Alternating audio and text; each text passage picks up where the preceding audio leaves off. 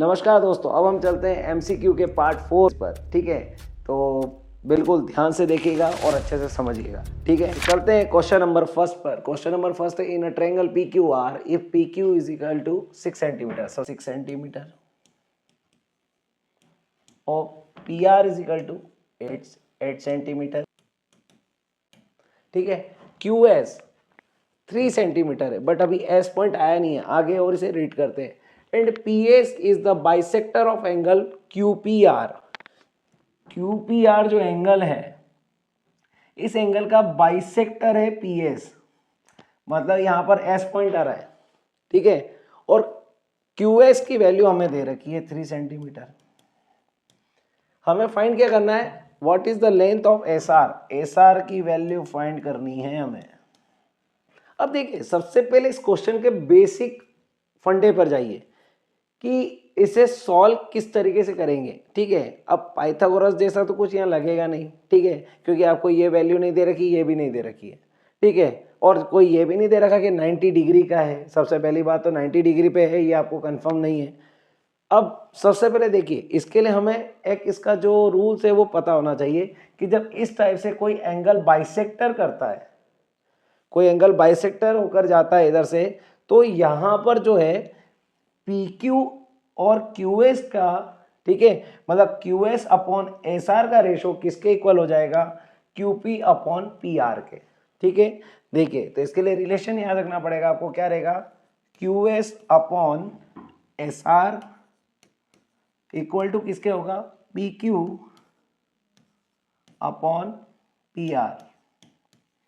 तो यहां से इस रिलेशन से आपका आंसर फाइंड आउट हो जाएगा। तो क्यू एस की वैल्यू 3 है, एस आर हमें फाइंड करना है, पी क्यू की 6 है, पी आर की 8 है। ठीक है, एस आर को उधर ले गए, ये वैल्यू इधर आ जाएगी, रेसिप्रोकल हो जाएगी। ठीक है, एस आर ऊपर चला जाएगा। ठीक है, 3 1 जा 3, 3 2 जा 6, 2 1 जा 2, 2 4 जा 8। एस आर की वैल्यू क्या आ गई हमारी 4, तो B is the right answer. Friends, चलते हैं अब हम क्वेश्चन नंबर सेकंड पे।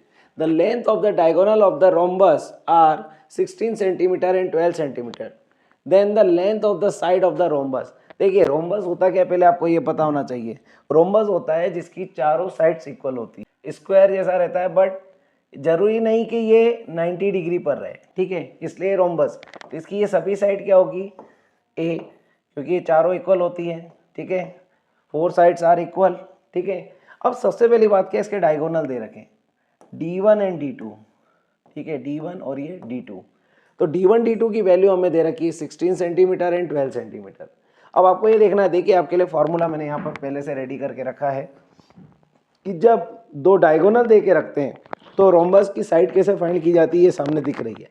ठीक है, आपको क्या करना है, D1 की जगह D1 की वैल्यू रख दो, D2 की जगह D2 की वैल्यू रख दो। D1 हम मान लेते हैं 16 सेंटीमीटर, D2 मान लेते हैं 12 सेंटीमीटर। तो 16/2 का होल स्क्वायर प्लस 12/2 का whole square is equal to क्या होगा, साइड का स्क्वायर। ठीक है, ये कट हो गया 8, ये कट हो गया कितना 6, तो 8 का स्क्वायर प्लस 6 का square is equal to A square.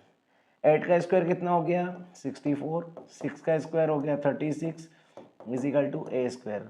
100 is equal to A square. ठीक है, अब ए स्क्वायर के ऊपर से हमने स्क्वायर हटा दिया, तो अंडर रूट किधर लग जाएगा, 100 के ऊपर, तो 100 का स्क्वायर रूट। ठीक है, स्क्वायर रूट ऑफ 100 क्या होता है 10।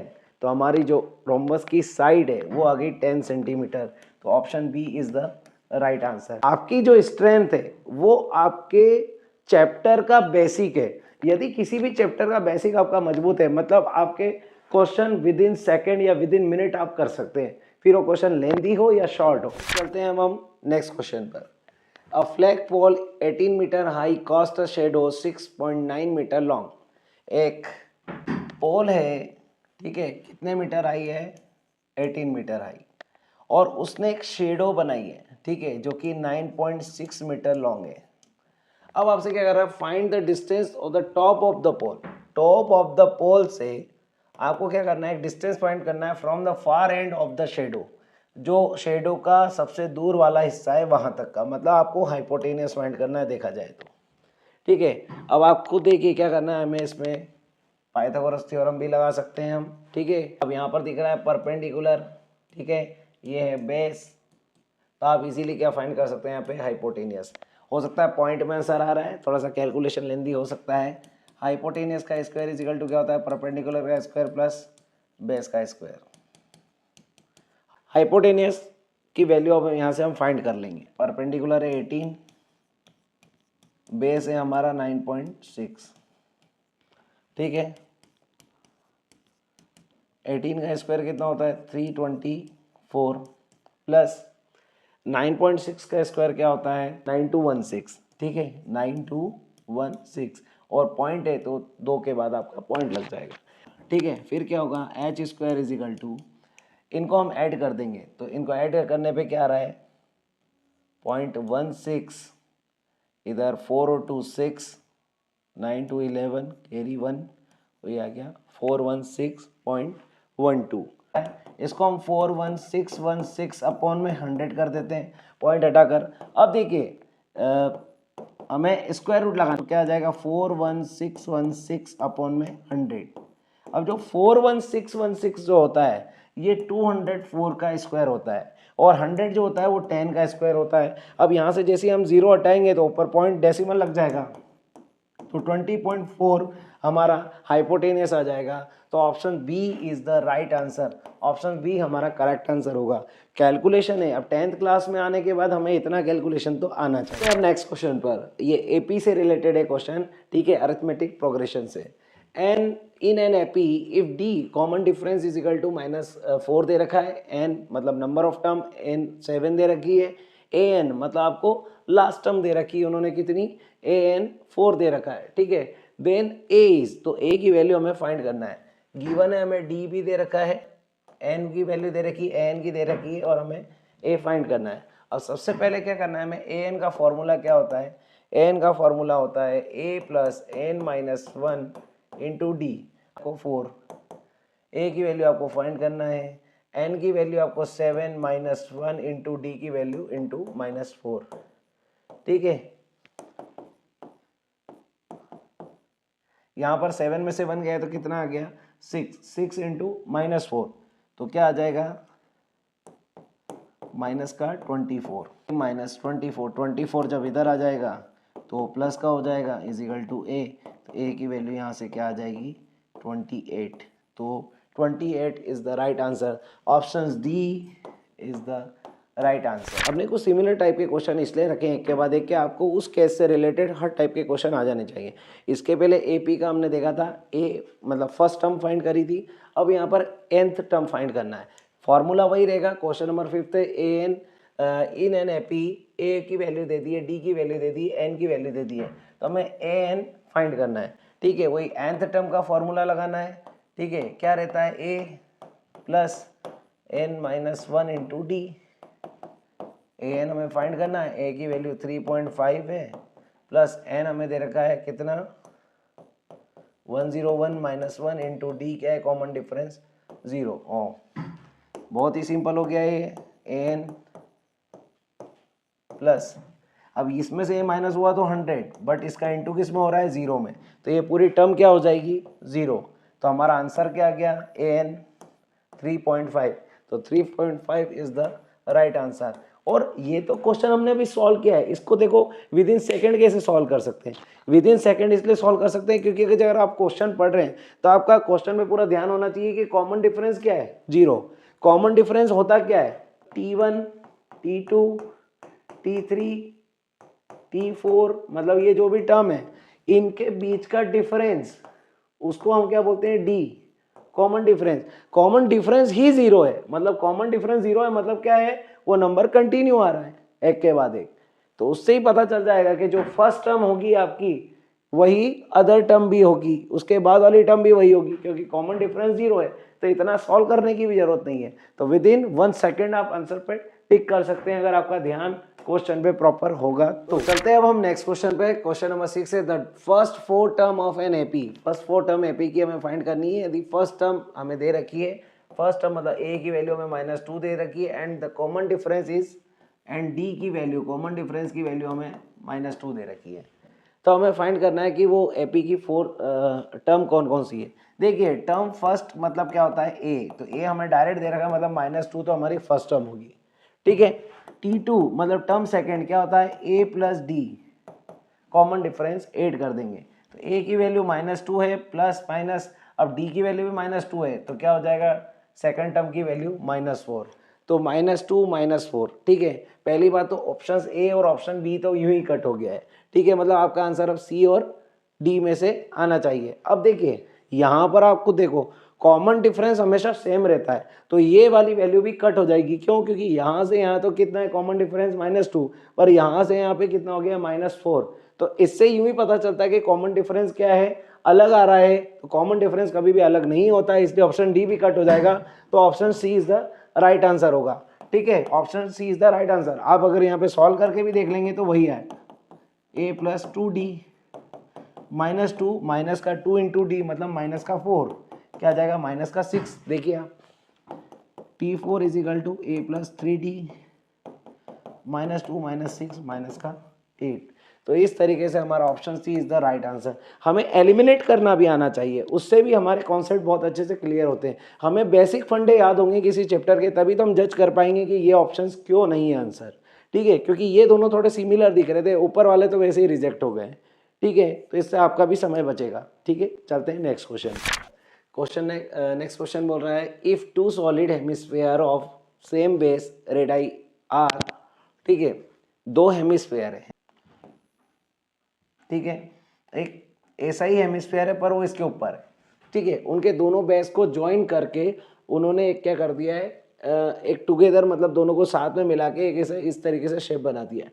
Then curve surface area of this new solid, आपको देखिए जब इन दोनों के बेस को मिला दिया, ये सेम बेस है दोनों के, मिला दिया तो इन्होंने एक स्फीयर का शेप ले लिया है। अब जो कर्व सरफेस एरिया आएगा वो एक स्फीयर का कर्व सरफेस एरिया आएगा, तो curve surface area of sphere होता क्या है 4 पाई आर स्क्वायर, तो हमारा 4 pi R square is the right answer, मतलब option A is the right answer हो जाएगा, ठीक है। आपके फॉर्मूले अच्छे से याद हैं आपको, तो आप विद इन सेकेंड आंसर लगा सकते हैं। नेक्स्ट क्वेश्चन पे चलते हैं हम। A solid cylinder of a radius r and height h is the placed over the cylinder of the same height and radius, मतलब एक यहाँ पे सेम हाइट और साइज का क्या है सिलेंडर है, उसके ऊपर सेम हाइट और रेडियस का एक और सिलेंडर रख दिया गया है, ठीक। अब यहाँ पर सेम इसी के साइज का एक और सिलेंडर इसके ऊपर रख दिया गया, मतलब उसका इस तरीके से मामला हो गया है, ठीक है। इसकी रेडियस r है, ठीक है, इसकी h थी, हाइट सेम हाइट है, मतलब ये भी क्या है h है, और ये रेडियस भी क्या है r है, ठीक है। तो इस तरीके से शेप हो गया, तो the total surface area of the shape is form, तो टोटल सरफेस एरिया इस शेप का क्या होगा। मैंने आपको हर बार बोला है कि आपको किसी भी चैप्टर का क्वेश्चन सॉल्व करना है तो उसके लिए बहुत जरूरी है उस चैप्टर के बेसिक का याद होना, ठीक है। आप देखिए पहले अगर इस सिलेंडर को देखूं तो इसका कर्व सरफेस एरिया क्या होगा 2 पाई आर एच, ठीक है, खाली कर्व सरफेस की बात कर रहा हूँ, अभी ऊपर वाले सर्कल और नीचे सर्कल की बात नहीं कर रहे। ये भी सेम हाइट और रेडियस का है, तो इसका भी कर्व सरफेस एरिया क्या हो गया 2 पाई आर एच, मतलब ये चीज तो दोनों की सेम रहेगी। तो देखो 2 पाई आर एच और 2 पाई आर एच क्या हो जाएगा 4 पाई आर एच, ठीक है, ये तो कंबाइन कर लिया। अब देखो ये वाला जो सरफेस है ये वाला, ये तो इनका क्या है आपस में एक दूसरे से फिट हो गया है, तो ये तो अब नजर आएगा नहीं, तो ऊपर का क्या रहेगा पाई आर स्क्वायर, एक तो ये वाला एरिया ऊपर जो सर्कल बना है और एक जो नीचे सर्कल बना है इसका भी पाई आर स्क्वायर, तो 2 पाई आर स्क्वायर इसमें और ऐड हो जाएगा, तो 2 पाई आर स्क्वायर, मतलब पाई आर स्क्वायर था बट ऊपर भी सर्कल है नीचे भी है, तो उसलिए हमने इंटू 2 कर दिया, तो हमारा आंसर क्या हो जाएगा 4 pi R H plus 2 pi R square, तो option C is the right answer. Numerical value नहीं दी है, फॉर्मूले के फॉर्म में कुछ दे दिया है, कई बार बच्चे इसको देखकर छोड़ देते कि यार क्या होगा। तो चलते हैं हम नेक्स्ट क्वेश्चन पर।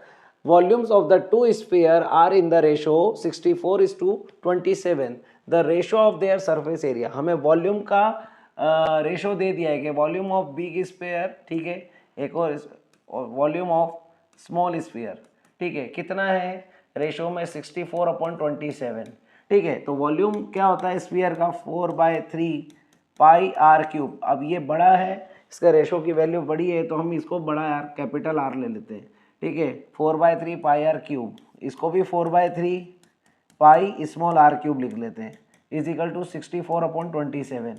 देखिए 4/3 पाई से कट हो जाएगा, तो यहाँ पर क्या हुआ, r अपॉन स्मॉल r, ठीक है, क्यूब इज इक्वल टू 64/27। क्या इसको मैं 4/3 का होल क्यूब लिख सकता हूँ?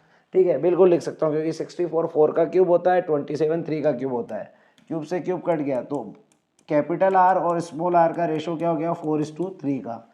ठीक है, अब इसको आगे सॉल्व करते हैं। अब हमसे पूछा है सरफेस एरिया का क्या बताना है, रेशो बताना है। तो surface area of big sphere और surface area of small sphere, ठीक है, इनका फॉर्मूला क्या रहेगा, 4 pi capital R square ratio 4 pi small r का स्क्वायर। आपके अगर फॉर्मूले आपको याद है तो ये क्वेश्चन विद इन मिनट के अंदर आप सॉल्व कर लेंगे। 4 पाई से 4 पाई कैंसिल हो जाएगा, कैपिटल R हम 4 इसकी वैल्यू ले रहे हैं, तो 4 का स्क्वायर हो जाएगा, रेशो स्मॉल r 3 का स्क्वायर, ठीक है, तो रेशो आ गया 16:9। तो 16:9 इज द राइट आंसर, मतलब ऑप्शन डी हमारा करेक्ट आंसर है। ठीक है, इस तरीके से ये क्वेश्चन भी इजीली सॉल्व हो गया। अब हम हमारे इस पार्ट के लास्ट क्वेश्चन पर, क्वेश्चन नंबर 10 बोल रहा है, if the arithmetic mean of x, x+3, x+6, x+9 and x+12 is 10, तो find the value of x। सबसे पहली बात तो हमें मीन पता होना चाहिए, होता क्या है मीन, मतलब होता है किसी चीज का एवरेज फाइंड करना। ठीक है, तो हमें क्या वैल्यू दे रखी है, x+12, टोटल कितनी वैल्यू है, 1 2 3 4 एंड 5, तो total sum of all result upon total result कितने हो गए, 5, और इन सब का मीन कितना आ रहा है, हमें दे रखा है 10। वैल्यू फाइंड कर लेंगे वेरिएबल की, 5x हो रहे हैं, 5x प्लस 3 6 9 9 9 18 18 और 12 30, 30/5 इज इक्वल टू 10। 5 को हम 10 के उधर पहुंचाएंगे, इंटू में हो जाएगा, 5x plus 30 is equal to 50। 30 को ट्रांसपोज करेंगे उधर, साइन चेंज हो जाएगा, तो 50 माइनस 30, ठीक है, तो क्या हो जाएगा यहाँ से, 5x इज इक्वल टू 20। ठीक है, अब यहाँ पर क्या है, वेरिएबल x की वैल्यू हम फाइंड कर लेंगे, 5 इधर इंटू में इधर जाएगा, डिवाइड में चला जाएगा, 5 1 जा 5, 5 4 जा 20, तो x इज इक्वल टू क्या आ गया है, 4, तो 4 इज द राइट आंसर, हमारा option D is the correct answer. ठीक है, तो इस तरीके से ये क्वेश्चन भी सभी सॉल्व हो गए। Thank you. आपको कहीं कुछ भी प्रॉब्लम आती है समझने में तो आप कमेंट बॉक्स में हमें सजेशन दे सकते हैं। मिलते हैं हम अब अगले पार्ट 5th में।